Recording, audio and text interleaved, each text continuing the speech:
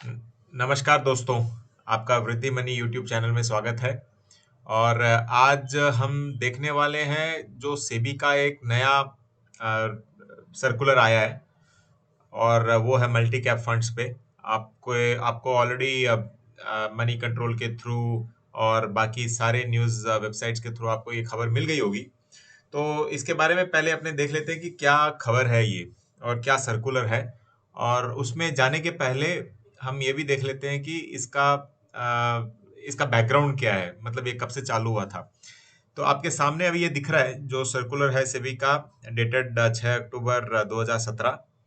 तो उस वक्त क्या हुआ था कि उसके पहले जो म्यूचुअल फंड इंडस्ट्री थी, तो कई बार सेबी ने ये पाया कि लार्ज कैप फंड्स में स्मॉल कैप स्टॉक्स होते थे, स्मॉल कैप फंड्स में लार्ज कैप होते थे, और मल्टी कैप में कई फंड या तो स्मॉल कैप भी ज़्यादा रहेगा या कई फंड में लार्ज कैप ज़्यादा रहेगा।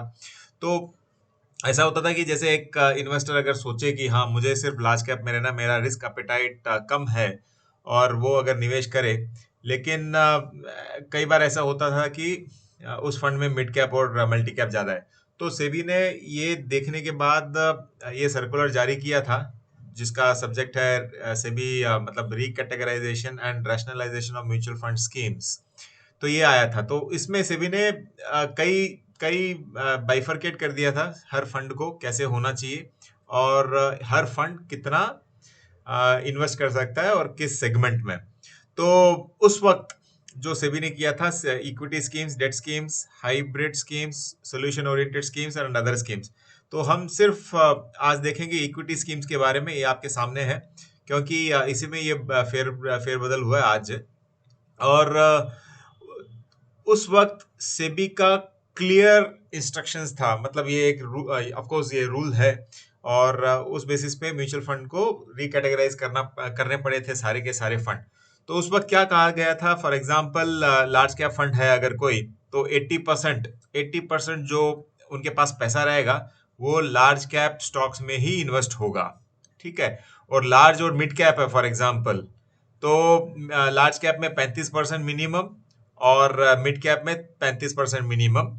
तो बैलेंस, जैसे लार्ज कैप में 80 था मिनिमम, तो बैलेंस 20% वो फंड मैनेजर की चॉइस होगी कि वो कहाँ पे इन्वेस्ट करे। तो 20% वो डेट सिक्योरिटीज भी ले सकता है या फिर मिड और स्मॉल कैप भी ले सकता है। लेकिन इसका ये हो गया था कि हाँ, अगर एक निवेशक अगर लार्ज कैप फंड में इन्वेस्ट करे तो वो 80% लार्ज कैप में ही जाएगा। तो एक क्लैरिटी हो गई थी। वैसे ही मिड कैप, तो मिड कैप में भी देखिए, जैसे सेबी ने उस वक्त कह दिया था 2017 में कि मतलब 65%, 65% मिड कैप में ही रहेगा, और बैलेंस 35 उसका चॉइस है। ठीक है। लेकिन एक कैटेगरी खुली रह गई थी उस वक्त, वो है मल्टी कैप फंड। अब ये कैसे खुली रह गई थी और इसका क्या हुआ, वो हम आगे देखेंगे। और आज का जो सर्कुलर है उससे क्या होने वाला है, ये एक हम एक प्रयत्न करेंगे कि कुछ उसका आंसर मिले। ऑफ कोर्स मैं डायरेक्ट आंसर नहीं देने वाला हूँ इसमें, क्योंकि लेकिन आपको सिग्नल पूरा मिल जाएगा। ठीक है। तो एनीवे, मल्टी कैप फंड में उस वक्त क्या हुआ था कि investment in equity and equity related minimum 65%, मतलब ये एक खुला मंच हो गया था म्यूचुअल फंड इंडस्ट्री के लिए कि 65% इक्विटीज में डालनी है। अब मल्टी कैप है, इसके लिए वो फंड मैनेजर का चॉइस रह गया कि 65% वो डिवाइड करके मल्टी कैप में डाले, लार्ज, मिड कैप और स्मॉल कैप तीनों में, या फिर पूरा का पूरा 65% लार्ज कैप में डाल दे, या पूरा 65% स्मॉल कैप में डाल दे।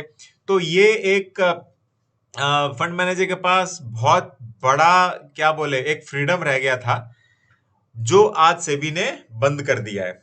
अब ये क्यों बंद कर दिया है, मैं आपको अभी थोड़ी देर में बताता हूं। और आज का जो सर्कुलर है वो भी देख लेते हैं।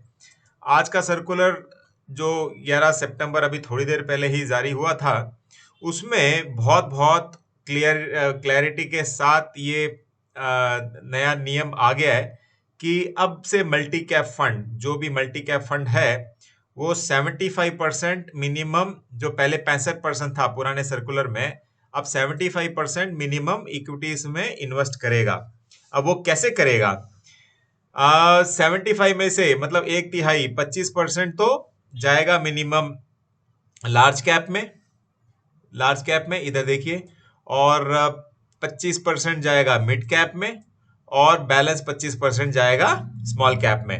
मतलब ये हो गया कि अब से हम जब भी मल्टी कैप फंड खरीदेंगे तो इन्वेस्टर को ये पक्का रहेगा कि हाँ भाई मेरा 25% तो लार्ज और 25 मिड और 25 स्मॉल में जा ही रहा है।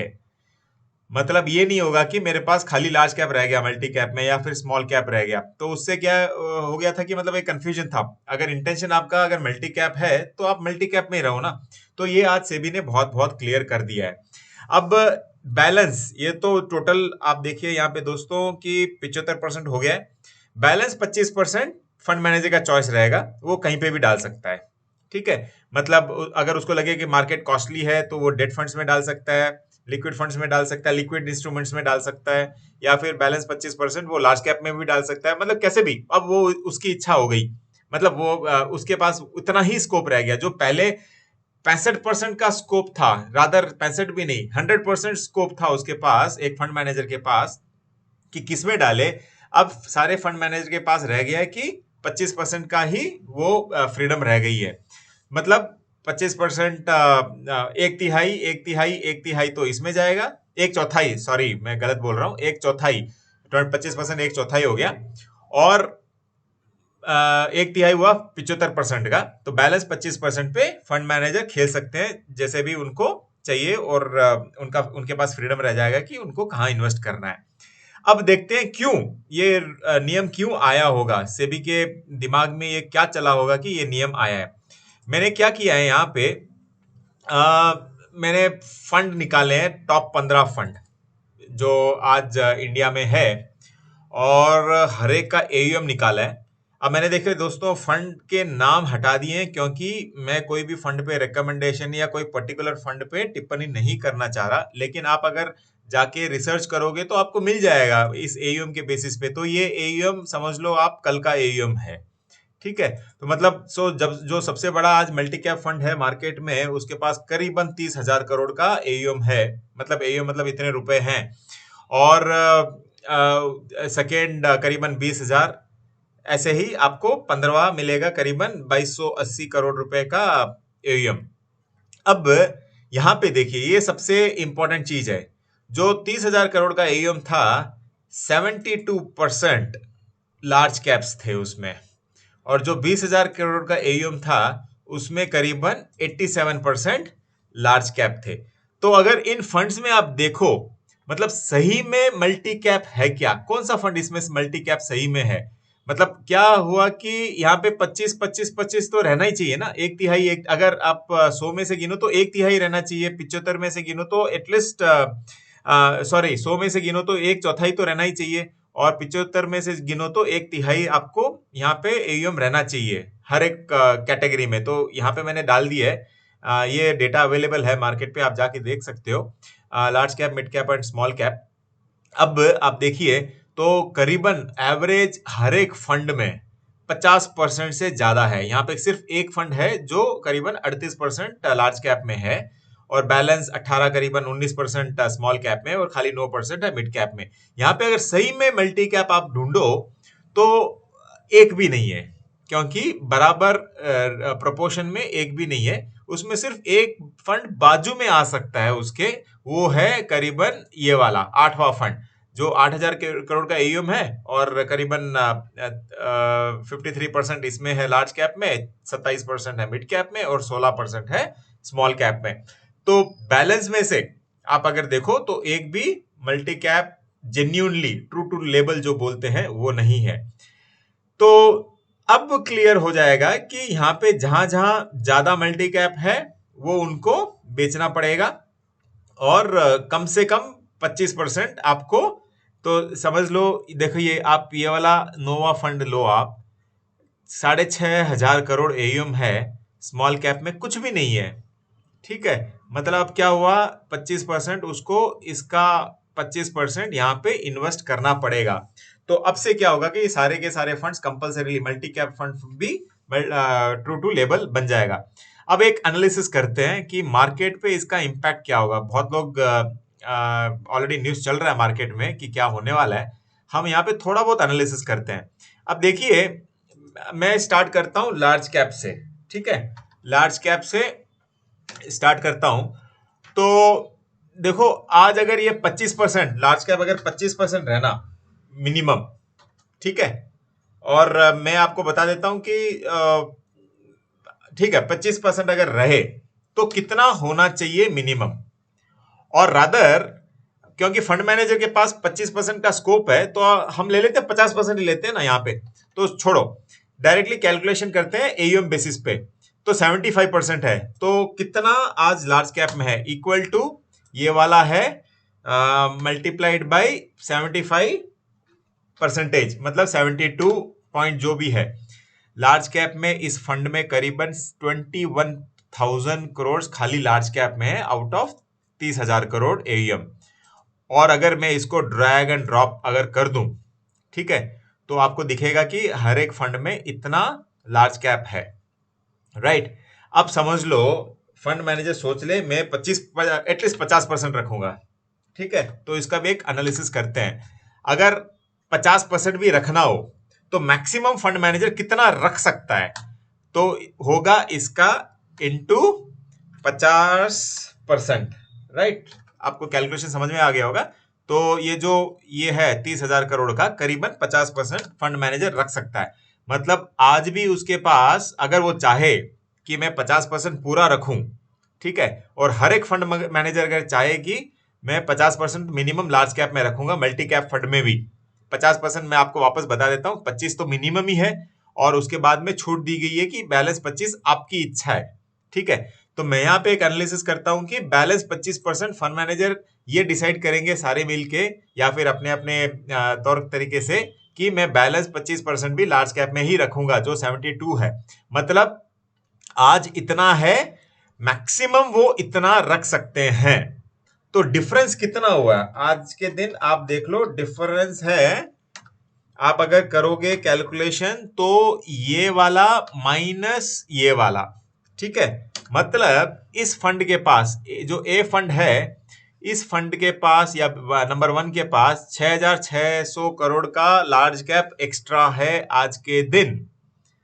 और अगर मैं इसको ड्रैग एंड ड्रॉप करूं, तो मतलब इतना लार्ज कैप, इसको हटा देते हैं क्योंकि ये ऑलरेडी इसमें लार्ज कैप में कम है, तो इसको हटा देता हूं मैं, माइनस आ रहा था वो।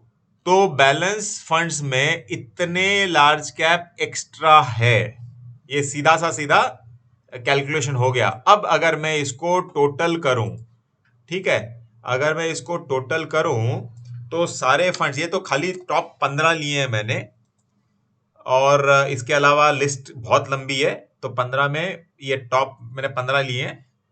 बस कि इसमें से अपने को ये मिल जाएगा, नॉलेज मिल जाएगा जितना भी चाहिए। मतलब इन 15 फंड्स में से करीबन 1,38,000 करोड़ का जो एयूएम है, उसमें एटलीस्ट मिनिमम, कम से कम 31,401 करोड़ वैल्यू की लार्ज कैप मार्केट में अगले कुछ महीनों में सेलिंग आएगी। ये रूल होगा अप्लीकेबल जनवरी से, तो पैनिक की कोई जरूरत नहीं है। ये हो सकता है धीरे धीरे सेलिंग आना चालू हो जाए। तो ये एक पक्का है कि 31,401 करोड़ का सेलिंग मार्केट में लार्ज कैप में आने वाला है। तो अब इसमें से, इसके कारण सेंसेक्स और निफ्टी में क्या फर्क पड़ने वाला है, ये आज मैं भी नहीं कह सकता, लेकिन 32,000 करोड़ की सेलिंग मार्केट में अगले 4-5 महीने में, अभी सितंबर चल रहा है ना, तो अक्टूबर, नवंबर, दिसंबर, जनवरी, 4 महीने में ये सेलिंग आने वाली है, ये पक्का है, ठीक है। और ये तो मैंने सिर्फ 15 के लिए, आप अगर लिस्ट लंबी करोगे तो आपके पास ये नंबर बढ़ने ही वाला है। तो ये तो मैं मिनिमम बोल रहा हूं, ठीक है। अब पॉजिटिव इसका साइड क्या है, जहां पे हम देख रहे हैं 1% है स्मॉल कैप में, मिड कैप में खाली 4 है, इधर इस फंड में खाली 8 है। अब मार्केट में इसका कैलकुलेशन मैं नहीं कर रहा क्योंकि समय ज्यादा लग जाएगा, ऑलरेडी 14-15 मिनट हो रहे हैं। तो इनमें क्या होगा, अब इस फंड मैनेजर को जो 1% खाली लेके बैठे हुए हैं, इनको एटलीस्ट 24% और लेना पड़ेगा। मतलब इसका 24% कितना हो गया, करीबन 7,000 करोड़ का। मतलब 7,000 करोड़ का स्मॉल कैप उनको स्टॉक्स खरीदने पड़ेंगे मार्केट में धीरे धीरे यहां से। और वैसे ही मिड कैप में भी। तो सारी सिचुएशन अगर आप देखोगे तो मुझे लग रहा है कि अगले कुछ महीनों में, जैसे 4 महीने मैंने बोला है, 3 से 4 महीने में लार्ज कैप में थोड़ा बहुत सेलिंग आएगा बिकॉज ऑफ ये न्यू सेबी रूल, जो मल्टी कैप में आज चेंजेस आ गए हैं, फेरबदल हो गया है। और आगे चल के जब यहाँ पे सेलिंग आएगा लार्ज कैप में, तो हो सकता है सेंसेक्स और निफ्टी में थोड़ा बहुत प्रेशर, दबाव बना रहे कुछ दिनों के लिए। लेकिन मिड और स्मॉल कैप में हो सकता है रैली आए। क्यों? क्योंकि यहाँ पे इस फंड को करीबन 7,000 करोड़ का मिनिमम 7,000 करोड़ का माल मार्केट से उठाना पड़ेगा स्मॉल कैप कैटेगरी में। इसको 3% ही है, तो करीबन 22% और बचे इसके पास। मतलब इनको करीबन 6.5, ओके, इसका 22%, तो करीबन एटलीस्ट 4,000 करोड़ का माल इस फंड को भी उठाना पड़ेगा। तो अगर वैसे आप देखो तो बहुत सारा मिड एंड स्मॉल कैप में माल उठने वाला है अगले 3 से 4 महीने में, और लार्ज कैप में ये बिकने वाला है। तो यहाँ पे स्टोरी समाप्त हुई दोस्तों। और मैं आपसे रिक्वेस्ट करूंगा कि एक तो हमारी वेबसाइट है वृद्धिमनी.com, उस पे जाके ईमेल सब्सक्राइब कर लीजिए, ताकि ऐसी न्यूज़ जो भी मैं इंग्लिश में डाल रहा हूँ उधर, वो आपको पढ़ने को मिले। और यूट्यूब का लिंक यहाँ पे है, वृद्धि मनी, तो इस पे भी आप पक्का सब्सक्राइब कीजिएगा। और देखते हैं अगले कुछ हफ्तों में मार्केट कैसे बिहेव करता है इस रूल के कारण। और ये मैं बोलूँगा कि ये रूल एक तरीके से अच्छा ही है, क्योंकि हम लोग भी म्यूचुअल फंड्स एडवाइस करते हैं, और अब तक बहुत देखना पड़ता था कि मल्टी कैप जब फंड एडवाइस कर रहे हैं तो उस मल्टी कैप फंड में कितना लार्ज है, कितना मिड है। तो ये थोड़ा बहुत आसान हो जाएगा इन्वेस्टर्स के लिए। तो फिर भी आप अगर आपको कुछ लेना है, म्यूचुअल फंड्स में इन्वेस्ट करना है, तो आपके एडवाइजर से पक्का सलाह लीजिएगा। क्योंकि ऐसे ये होने के बावजूद भी देखो, मैं तो बोलूंगा कि मेरे को तो जो फंड अच्छा, कौन सा अच्छा लगेगा, जो एक तिहाई और एक तिहाई हो, 33%, 33%, 33%, वो true to level multi cap होगा। ऑफ कोर्स फंड मैनेजर को फ्रीडम थोड़ा बहुत तो देना चाहिए, जो दिया है सेबी ने वो अच्छी बात है। तो देखते हैं अब। तो सब्सक्राइब जरूर कीजिएगा, और मतलब इस चैनल से संबंध बनाए रखिएगा। धन्यवाद।